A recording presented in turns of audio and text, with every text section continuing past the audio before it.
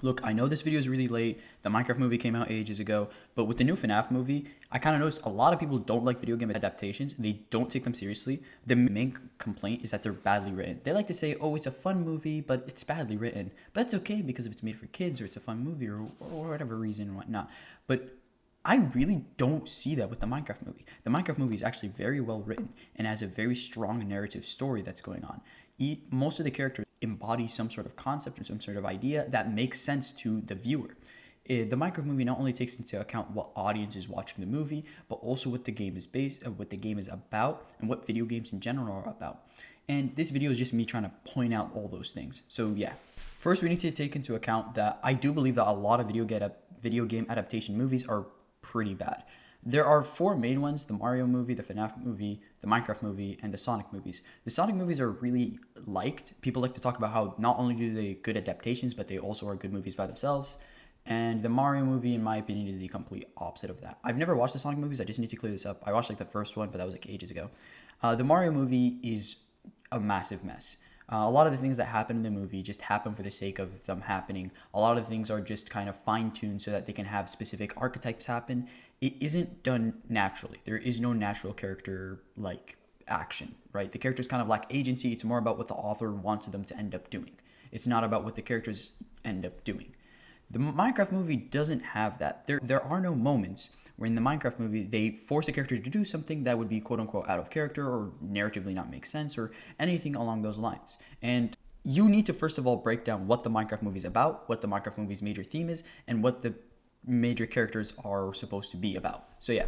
So we need to first of all talk about what makes sense and what doesn't make sense in terms of actions. In terms of actions, the author can realistically have the character do anything. That's kind of the freedom of an author. But what matters is they're trying to convince the user or the viewer or the audience this makes sense or this person would do this. Let's say, for example, we'd have a character do something. Like, for example, a character kills someone or a character wins a fight. What matters isn't what the author has happen. What matters is the author trying to convince you of why this is justified, why this should happen, right? Let's say a character wins a fight, the character's stronger. Or let's say a character wins a fight, the character didn't have this narrative weakness. They let go of their innate flaw. And that's essentially how a story works. The author is trying to convince the viewer or the audience that this is justified. That's why there's make sense, not make sense. That's why I'm saying that there's no real attempt to convince the audience of anything, because of everything that happens just happens. The biggest example of this is the go-kart part. They need to get to the kingdom, so they go on go-karts. That makes sense, but then why the hell does Mario and Donkey Kong fight? Because a Donkey Kong has like an ego problem, and that causes Mario and Donkey Kong to go off, and then that causes Mario to come back like last minute or something like that to interrupt the wedding or something. It's mostly just it's very messy. It's stuff happening just so that the author or the writer can have the character do something, have Mario crash the wedding. He can't be there in the first place. He has to crash the wedding. That's essentially an example of just confusing, convoluted writing. There's a difference between confusing and complicated. This is just confusing. And in the Minecraft movie, a lot of confusing and convoluted stuff happen, but they all happen for a reason, and they all happen for an explanation. So I'm gonna stop wasting your time, and I'm just gonna get straight into the movie. First of all, you need to know what the major theme of the movie is. The biggest theme and the biggest thing the movie talks about is escapism, growing up, and generally speaking, exactly what a game kind of embodies, especially a game that has a lifetime as long as Minecraft. As a player, if you played Minecraft when you were younger, you're now growing up, so that concept of growing up is very important, but also escapism, because of a video game, naturally you'll have escapism, especially with a game that has a sandbox element such as Minecraft. That is kind of the biggest example of escapism. So yeah, the two characters that embody different types of escapism are Steve and Garbage Man. Now, let me talk to you guys a little bit more about how these characters work and how narrative and writing works with character flaws, and character development. So I might lose a little bit of credibility here, but just focus with me for a second. In the story of Hamlet, there are two characters, Hamlet and Laertes. Laertes and Hamlet are both foils to each other. Hamlet is very smart and can plan things very well, but he lacks action. And that later causes the tragedy that is Hamlet, because of he didn't commit to anything he did. a lot of the characters end up dying slowly but surely, and the kingdom of Denmark is ruined. While Laertes, on the other hand, is quick to action but doesn't think, which of course allows him to be manipulated by Claudius and his father Polonius. These two characters have different flaws and also have different perspectives, but is on generally the same thing, and it is in the concept of revenge and trying to avenge their father's deaths because of both their fathers die in the story, but different ways, whatever. Nonetheless, the two characters that are like this is Garbage Man and Steve, as mentioned beforehand. Garbage Man is supposed to represent escapism, while Steve also represents escapism, but in their both own unique ways.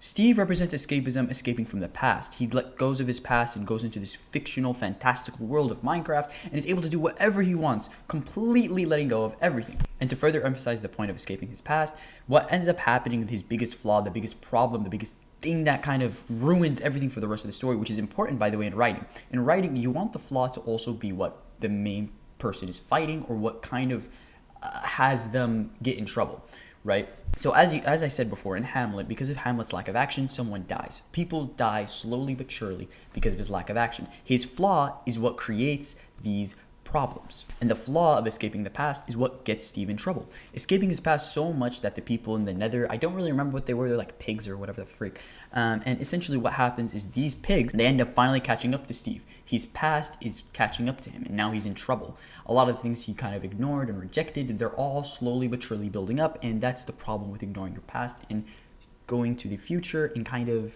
like escaping to the future or whatever, or escaping to a fantastical world that doesn't actually exist, which is technically an embodiment of the future. Garbage Man, on the other hand, is clinging on to his past. He wants to keep his legacy as that awesome video game guy. I don't really remember exactly what his legacy was. He was just a really good gamer. That's a weird legacy, but whatever. And essentially he's trying to cling on to that, keep that legacy alive, which of course he's trying to, because if he's unable to let go of this, a lot of his life finances are struggling, and he's not able to move on forward. And again, the movie emphasizes this as a problem because of later on, what ends up happening is the characters go to look for some diamonds for his, stuff or whatever, and that basically has them get in trouble. Now him going to the diamonds is because if he wants the diamonds so he can buy back or something like that. He wants to keep his whole legacy as, the garbage man and whatnot. He just doesn't want to let it go, and he put everyone in trouble or in danger for that, selfish purpose. As you can see, just like how Laertes and Hamlet are foils to each other because of they have the same general concept but different flaws on the opposite side of each other, Garbage Man and Steve are similar in that same sense, where they both have flaws but they're on different sides of the same story. So, or this different sides of the same coin. I'll edit that out. Don't worry guys, I'll edit it out. Now this by itself is not necessarily something too crazy. The idea of escapism, the idea of the past and the future, these are not very, absolutely insano style, ideas or concepts in writing, but how do they actually do it in the story? In the story, they actually do it pretty well. See, for example, Garbage Man, the reason why we are convinced that he does not cling on to the past anymore is by his sacrifice. Now, his sacrifice is supposed to represent him letting go of everything, past and present, for a future he doesn't even know would exist. He kind of dies he comes back to life because it's a kid's movie, but he kind of dies, quote unquote, in a noble sacrifice for the future of, whatever they're going to do next. It's not in the moment. It's not he was like they were fighting a war in the moment and it was a sacrifice for the present. It was a sacrifice for the future. That is an example of a letting go of the past and looking to the future. While Steve literally fights his past. He literally goes head to head with the people that embody his past and past troubles, and that essentially is him getting over that flaw. Already, narratively speaking, the movie seems pretty fine. There's nothing too bad about it. But what I think makes it even better is, well, first of all, we have a secret third character that I think is really, really cool. But also, because of these concepts are perfect for the audience. The audience are made up of people who grew up playing Minecraft, people who grew up with these ideas of escapism, people who are growing up in general, and that's perfect. Watching a movie that you are able to be entertained with and also understand these concepts and these lessons is great, especially since it's a movie directed towards children. Children would, watch the movie, and then as they grow up, they're going to, be able to comprehend the concepts in the movie. Or maybe even they subconsciously already, have some sort of understanding to it. So as you can see, in terms of writing, makes sense. There's a logical explanation to a lot of things that happen, and it's never a stretch. It's never anything too complicated or too convoluted. It's a simple, or actually rather good premise that makes sense for the target audience. To say it's badly written is bizarre. And now the secret third thing that I wanted to talk about was a character being Natalie, and also the lady. Wait, hold on. I had to Google her. Her name is Dawn. Natalie and Dawn, they both are also very well, actually really well ingrained into the movie. I think they're kind of undermined simply because of the people looking at the movie kind of look at it in a very harsh lens, saying that everything has to be in a very dumbed down child way of writing and whatnot. But I think it's a pretty interesting way that they treated these two characters. So first of all, we have to talk about Natalie. Who is Natalie? Natalie is the main character's older sister. And something very important, something that you're told rather early on in the story, is that she was forced to mature early. She was forced to grow up early simply because of they needed it for survival. There was no one else that would help them. And in real life, young women are told to mature earlier due to social expectations and other things. And so Natalie is a young woman who was taught to mature earlier. Of course, it's not due to a harsh reason like how it would reflect in real life, but it is due to necessity for survival. Natalie, kind of because of this maturing of early, she was never really able to develop fully. It's kind of like it's kind of like skipping a few steps when you're trying to find a mathematical equation. You might get the right answer, but because you skipped a few steps, you're gonna get confused when you try and get the answer. You more likely are gonna get the wrong answer or incomplete answer. And this early maturity has Natalie become more of a realist of a person, which is why later on in the story, when they enter the fantastical world of Minecraft, she's very scared. Now, let me explain to you guys what this is about. There are two ways to see this. You could see it as the first, kind of the way that most people interpret it as her just being scared of the absurdity of it. Naturally, you'll be scared of these types of things. These types of things are actually frightening as a person. In a movie, it was kind of seen as kid-like, but let's think about it a little bit more realistic. That's pretty scary. The Iron Golem looks kind of freaky. On the other hand, you can also see it as her personal life philosophy of realism. This kind of contradicts it. Fantasy is not something a realist could live with. They cannot live with wishful thinking because they cannot survive something like with a thought process like that. To give a bit of an example, imagine there's a stock, right? And this stock has a chance to go up by 1,000%. If you are a millionaire, you don't mind putting in $100 in that. It doesn't matter. Worst case scenario, you lose 100. Best case scenario, you gain a ton of money, right? If you're a very poor man, you are never going to consider that to the point where you fear that you might accidentally put your money in that, or you might accidentally, put your money in something along those lines. That's why Natalie would be scared of this fantastical world. It goes completely against what she believes in general. But this also is a good thing for Natalie because she's able to develop faster in terms of character than everybody else because she has the assistance of Dawn. Dawn is a complete character. She doesn't need a character arc. She doesn't need anything. She's already done. She's an adult person. She doesn't have the problem of escapism, the major theme of the story, and growing up, the major theme of the story. She's already a grown-up adult with no escapism problems. Now, because she's a complete character, she can give insight to other characters, to other people in the story to help them develop faster. This is a bit of a side tangent, but in the story of Tokyo Ghoul, a major thing that happens is Kaneki, throughout the first half of Tokyo Ghoul, goes through a lot of stuff. And that's because he doesn't have a proper developed complex.